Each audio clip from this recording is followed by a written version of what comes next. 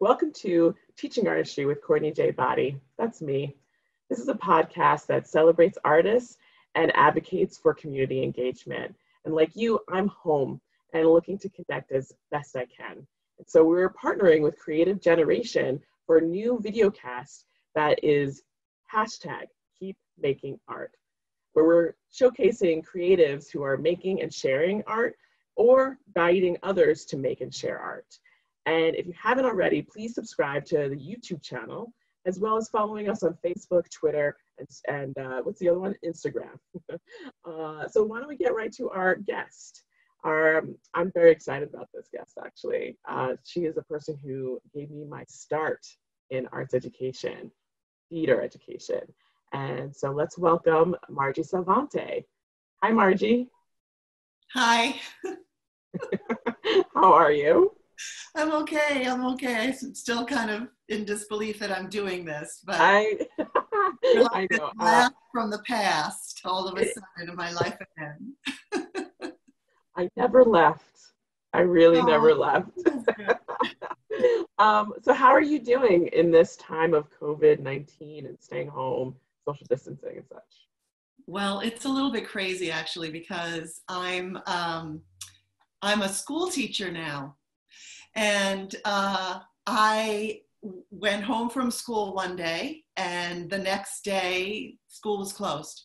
It was like suddenly, and I haven't been out of my apartment since. So it's been, well, I went to the store a couple of times, but like wrap myself up with the mask and the whole nine, But so I'm hunkered down, and I'm here by myself. So I'm just doing my best to sort of stay connected with the outside world. Yeah.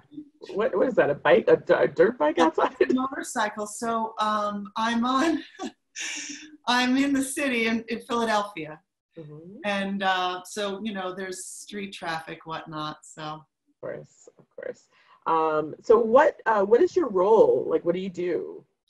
Well, so I'm a special education teacher. I used to be an artist and actually spent many years doing arts and education work. And I kind of always considered myself an artist during that time, although really I was an arts administrator.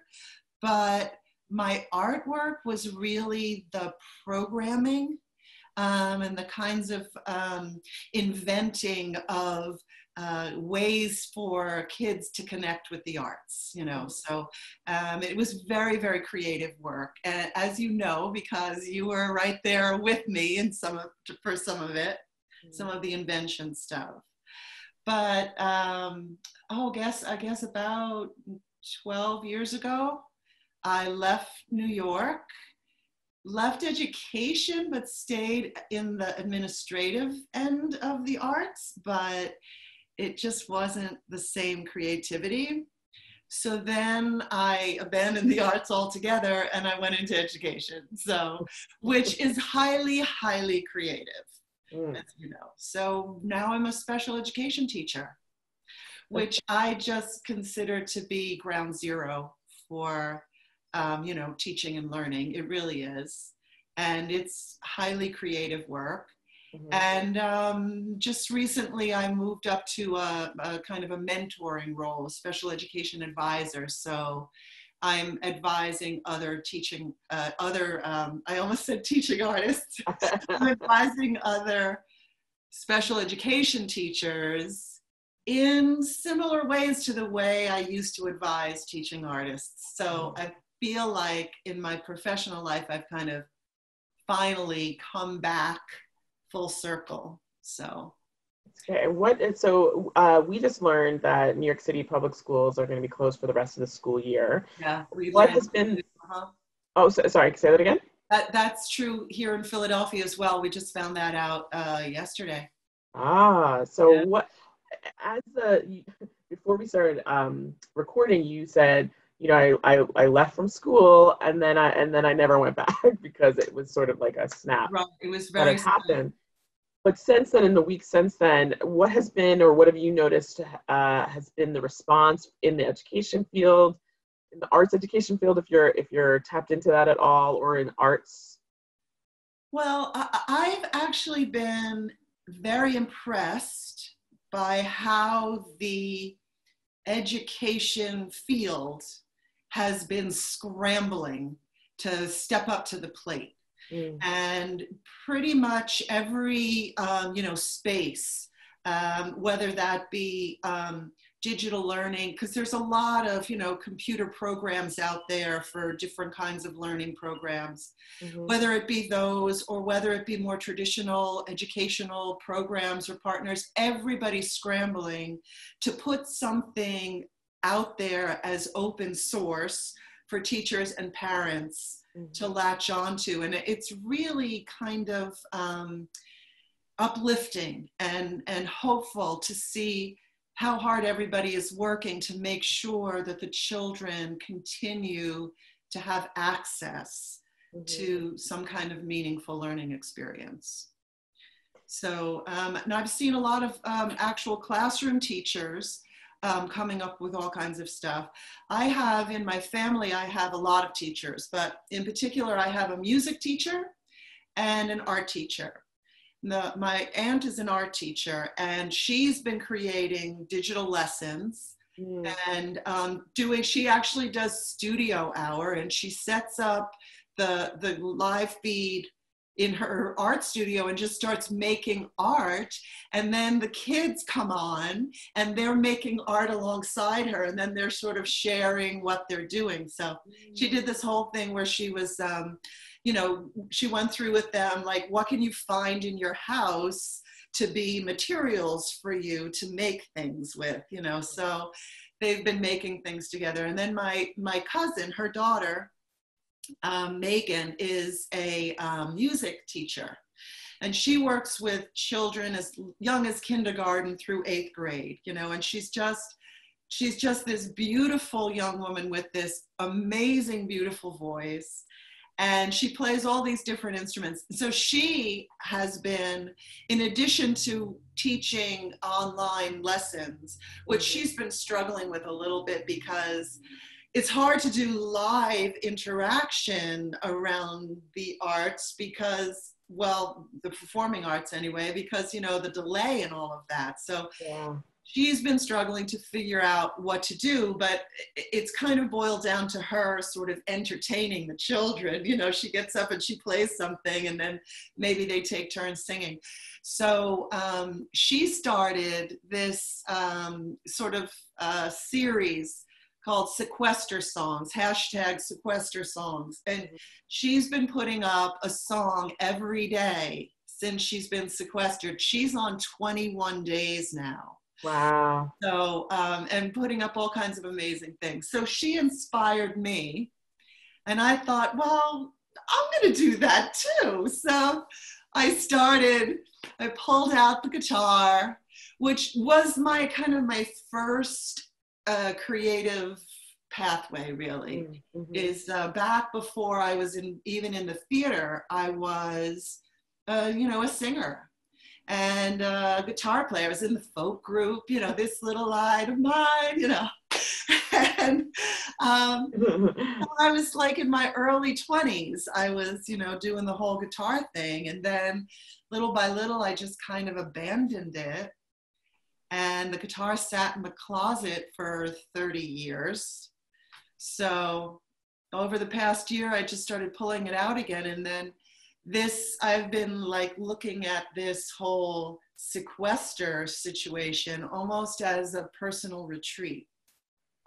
Oh. This is kind of like how I'm getting through it, So it's like, okay, this is actually an opportunity to sort of catch up with so many things about my personal life, my personal growth,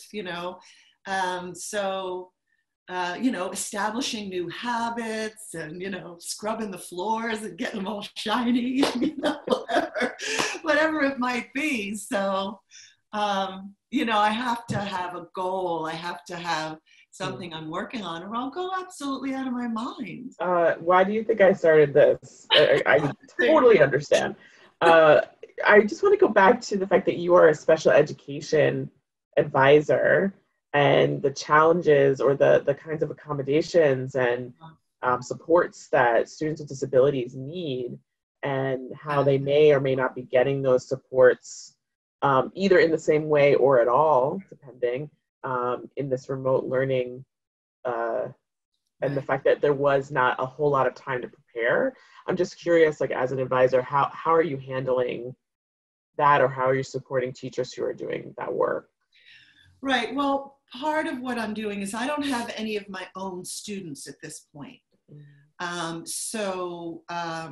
What I'm doing is using my experience and kind of creating some lessons. I'm kind of scripting lessons. And by scripting, I mean because the one piece that's going to be the most difficult for classroom teachers to do is the actual live feed, virtual classroom where they're actually doing a Google Meet or something like that, or Zoom with their students in real time. Right. And so a lot of teachers are creating lessons that they're videotaping or whatever, and then they're posting for the kids to access. So special education kids in particular, they're not the only ones, but at a higher level, really need to have real-time interaction, because a lot of what I've understood about children with disabilities is that they're not disabilities, they're differences, right? So we say that the kids in regular ed are neurotypical, and the kids in special ed are neuroexceptional, in that they have an exception to how their brain works. And there's a very broad spectrum of children with disabilities. But the meat and potatoes in the regular mainstream and pulled out and stuff, the kids that are not learning how to read in the regular classroom environment, they tend to fall into, to a large extent, either they're dyslexic or they have ADHD. And both of those syndromes are actually gifts. They're exceptions. And, you can go through the artists that, the long list of amazingly talented, creative people that are either dyslexic or have ADHD, right? And so these are neuro exceptions. These are the qualities that make these kids especially brilliant, but there's no place for them in the classroom. Because the teacher is teaching to the neurotypical student, and the neuroexceptional student winds up falling behind, and then all kinds of, self-esteem issues and all this other stuff. And, this is work that we were discovering back in the 90s when, I was at the Roundabout, you were at New Vic, and... in the 90s? Oh, well, okay. But yes, I knew what you meant.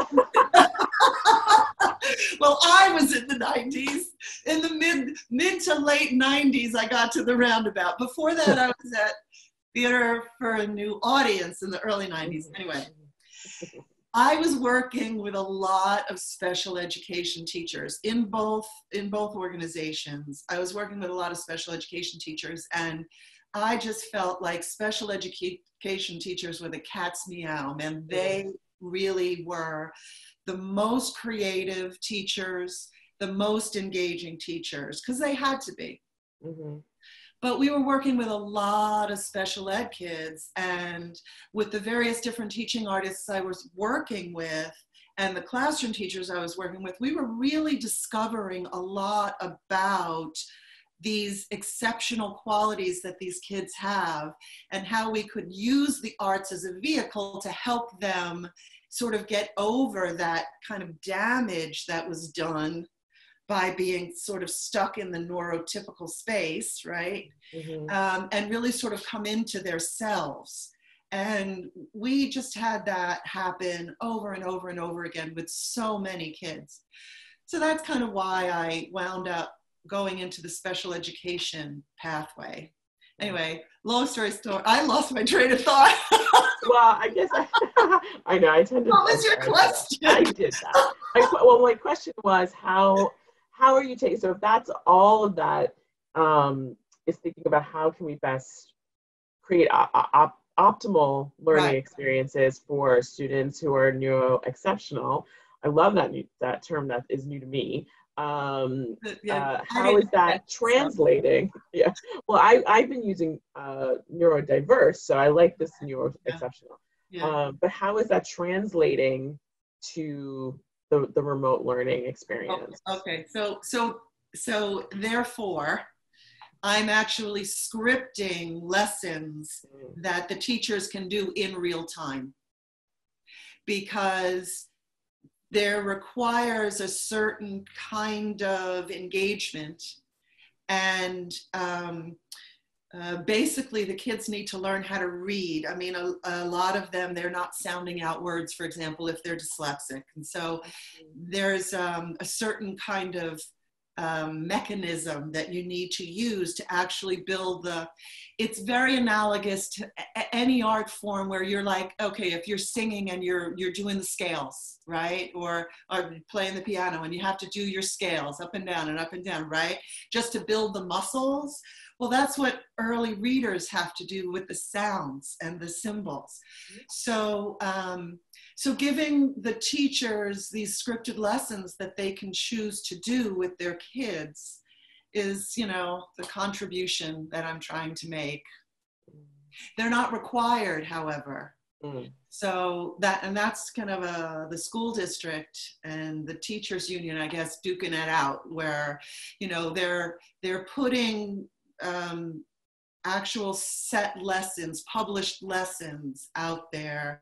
Teachers are building their Google Classrooms with lessons that the kids can click into and do, and then share work and share feedback, but none of it's in real time.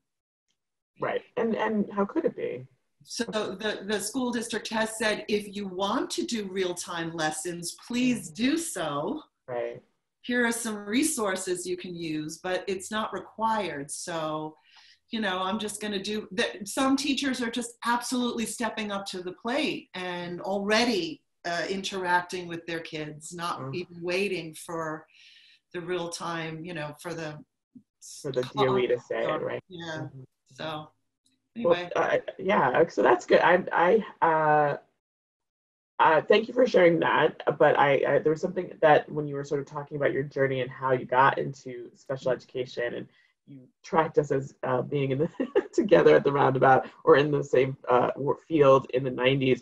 I actually did work at Roundabout. It's something little known fact, or I don't know if you knew this, that I worked at Roundabout in 1998. Okay, so it was the 90s. Yeah, so I was there. It was my like second or third job out of college, and I worked in the ticket services department. Okay. And I didn't know that there was an education department because I wasn't quite thinking in that way, that was a field that I was interested in. But I'm realizing now that we did work there at the same time, and then I that is wild. So that is wild, because I started in 96. Oh. So I was only 2 years in at that point.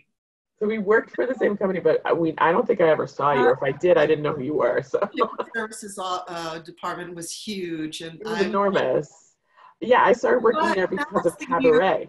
But that'd be the year that Phil Alexander came on board as my assistant. Oh. Yeah. Did you know that? Yeah. No. He actually was as an intern, Phil Alexander. So, okay, funny story. I digress. Okay.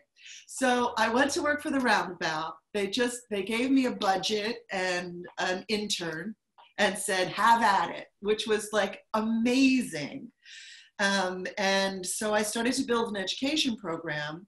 Then I got pregnant. Then I went out on maternity leave after having graduated my intern up to an assistant level because she was supposed to take over for me while I was on maternity leave.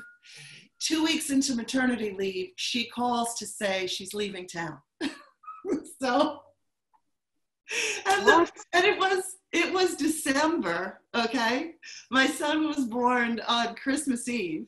So I had like a week and a half to get the game back on because we were in the middle of the season and teaching artists are going out into the field the whole nine.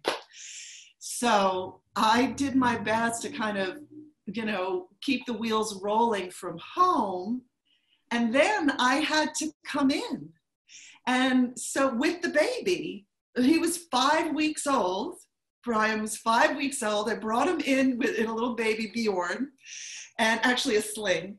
And I started interviewing for interns, and Phil Alexander came in. You'll have to share with your audience who Phil Alexander is. Yeah. But anyway, he came in. We had a lovely talk. I was with the baby. The baby starts crying, and Phil says, "Can I hold him?" I gave Phil the baby, so Phil is now holding the baby. And I was like, "You got the job." That's amazing. So Phil Alexander, quick. Phil Alexander was my supervisor when I was an intern, and then he got a position as program director at another institution, and then I was working as a teaching artist by that point for Roundabout, and then he was hiring for the associate, and I got the job with him. And ultimately, honestly, between working as a teaching artist and that part-time arts administrative job is what actually got me the job at New Victory. Oh, that's fantastic. Yeah. And Phil now is with Brooklyn Arts Council. Right. Yeah. Right. And I saw him just last week. He came over. We had a social distance date. It was delightful. Yeah, wonderful. All right. So now, looping back to the show. Go back to the show. So you talked about pulling out the guitar. Okay. And playing it for the last couple of years, and you're inspired by your cousin's daily posts of sequester songs. And I learned about the post from your page, your Facebook page, and you are playing a song that I don't recognize because I don't know a lot of music in the same way that I think other people do. But what I did recognize is that it was a folk song of some sort. Yes. And the way that you were singing and like the style, your singing style, or maybe it's the song itself, I'm not sure. And the guitar, two things. One, remind me so much of my dad. He played the guitar and loved folk music and would say, and like that's actually how my parents met, was at some like kumbaya type. Well, see, I would probably be close to your dad's age, so maybe. Same genre of music. Yeah, and then two, when I discovered it, it was probably within the first week of being home, where everybody, I'll just talk about myself, that I was feeling incredibly stressed out in many different ways and confused, anxious, but also, needing to pivot with every new piece of information and being asked for many things as a director and, or a senior staff member, and just being like, what's happening? And then I found that song, whatever the song was. And what I noticed is that immediately, like, as stressed as I was, I was able to breathe. Oh, that's my blood pressure was coming down, like all those things that, like this, and everything was just sort of simmering. So there are times that I go to your Facebook page and I pick any song, doesn't matter, and I just like listen to it in a loop. Oh, that's fantastic. Yeah. That's really fantastic. I'm so happy to hear that, because that's really what I'm, doing it for. I could just like sing a bunch of songs, but I've been being very thoughtful about the song choices. I have a limited number of songs that I can actually play. So I'm limited in my choices, but I'm trying to find things that are meaningful to me, that will speak to, the rest of all of us that are going through this thing together. And you know, just so whatever mood I'm in a particular day, I'm trying to find a song that kind of translates that out so that other people can share it. And I've been doing a lot of calming myself down, you know.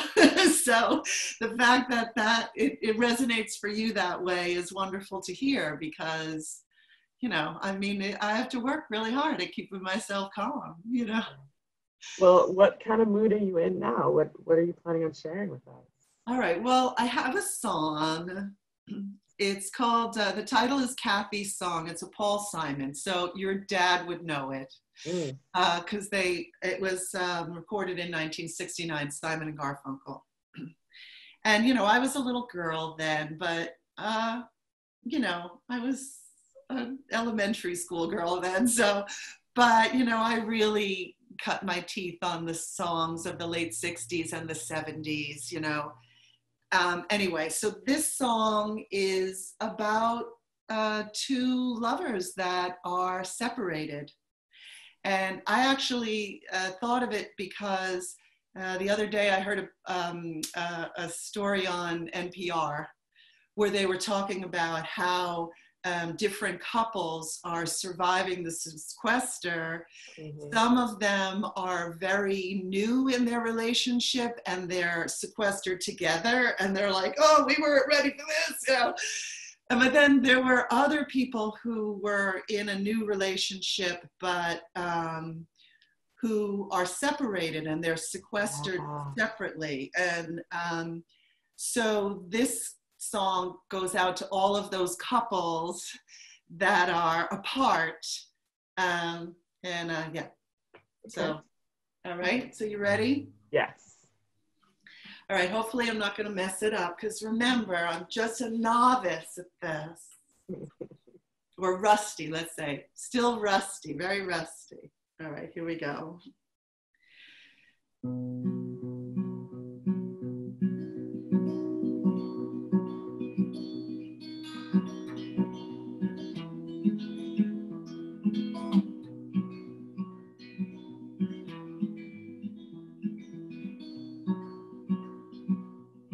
I hear the drizzle of the rain,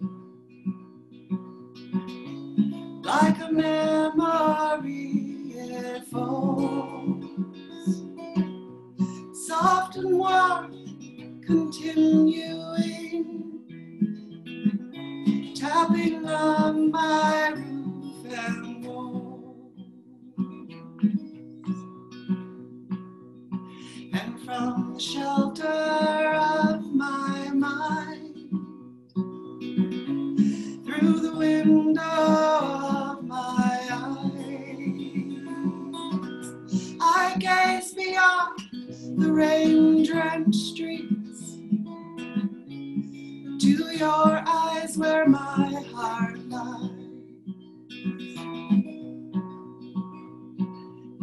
My mind's distracted and diffused.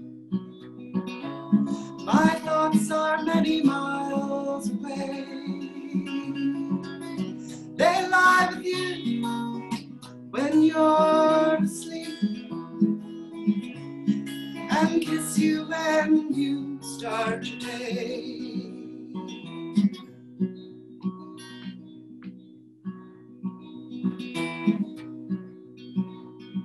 And the song that I was writing is left undone. I don't know why I spend my time writing songs I can't believe, words that tear and strain to rhyme.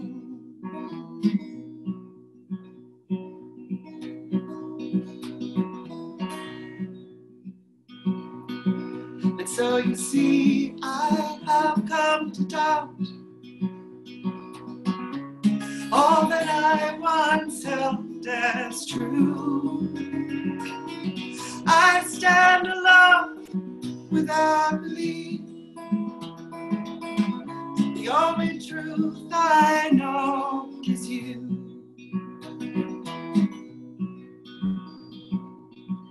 And as I watch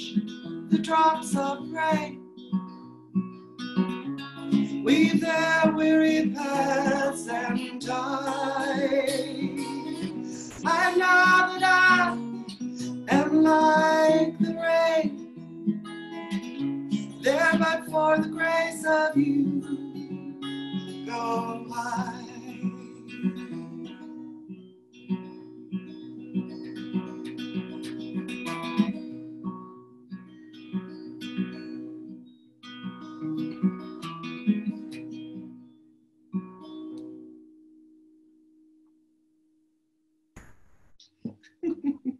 That was beautiful. That's it.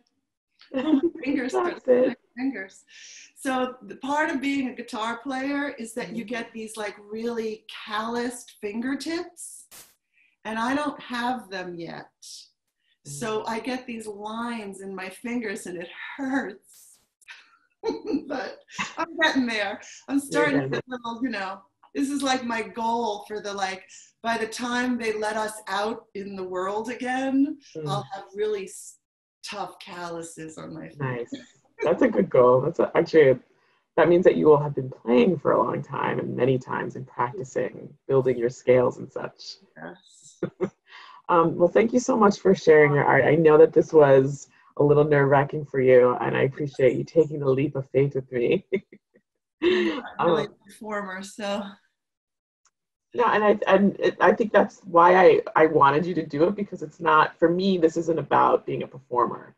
Yeah. Or, you know, being like the artiste, but really about just as human beings, we need to be creating, and that idea. I was just saying this to my friend when I went on a walk, on social distancing walk, that he's a musician and he's like, I haven't been feeling creative. I was like, whatever you can do, I think you're feeling low right now, that if you can tap into it, even if it's just a tiny little, like you have this little tune or little like whatever in your head, just, you know, get it out, so that will help, you know, build that practice back up, because it's all there, and it's really just going to help us with being able to deal with the situation that we're in.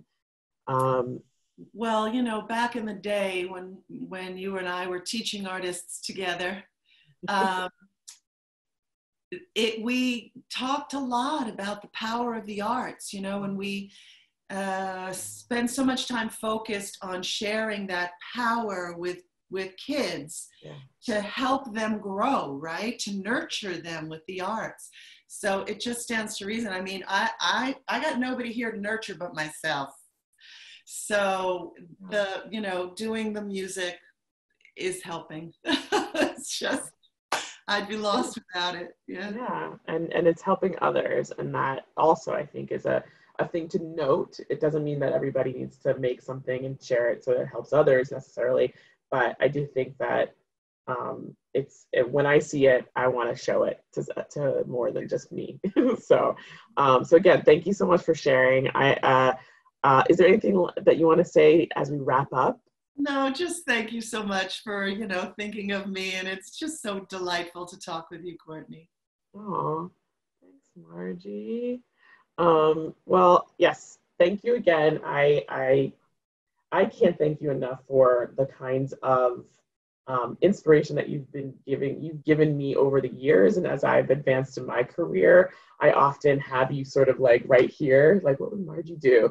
And trying to figure out who I wanted to be as an artist, but also as a director of education, or somebody who's building teams and collaborating with artists to work in an intentional way to provide opportunities for kids to express themselves through the performing arts, and to partner with other organizations or other kinds of folks to do that same kind of work, depending on, you know, what kind of avenue we're taking for that.